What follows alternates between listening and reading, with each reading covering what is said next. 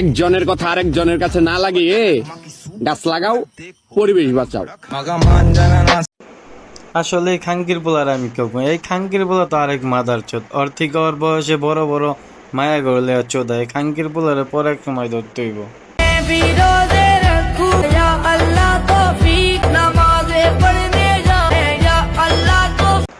এইসব খাঙ্কি মাগিরা রোজার মাসে আইলেই মানে এমন একটা ভাব দেয় কি কুমুতুম করে, মানে ওর মায়ের যদি ওই মনে করো কাবা শরীফের ইমাম।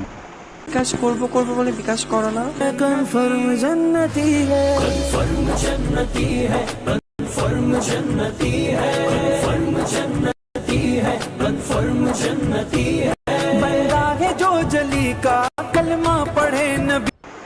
আরে এই তো এবার দেখছো এই যে আসল রূপ, এই খাঙ্কি মাগি ফিনাল মাগি গো, এটা হইলো আসল রূপ, বুঝছো? মানে রোজার মাস গেলেই এগো শুরু হয়ে যায় ইমো ফ্রিল্যান্সিং। তোমরা আমাকে কেন আমার ইমোশন নিয়ে ফাইজলামি করো? বিকাশ করবো বলে বিকাশ করো। আমার টাকার প্রবলেম এর জন্য আসছে।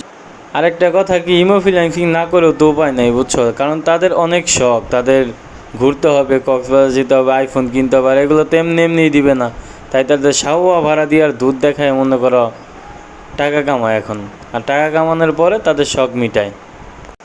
এই তো দেখছো এত কিছু করার পর তার টাকার প্রয়োজন শেষ, কারণ এখন তিনি অনেক বড় লোক, ইমো ফ্রিল্যান্সিং করে তার শাওয়া ভাড়া দিয়ে নানান হোটেলে কক্সবাজার যেয়ে এবং তার দুধ দেখিয়ে। তো ভিডিওটা যদি ভালো লাগে তোমরা অবশ্যই লাইক, ফলো, সাবস্ক্রাইব করবা। আর নতুন ভিডিও পেতে হলে আমাকে বেল আইকনটি চাপ দিয়ে রাখবা।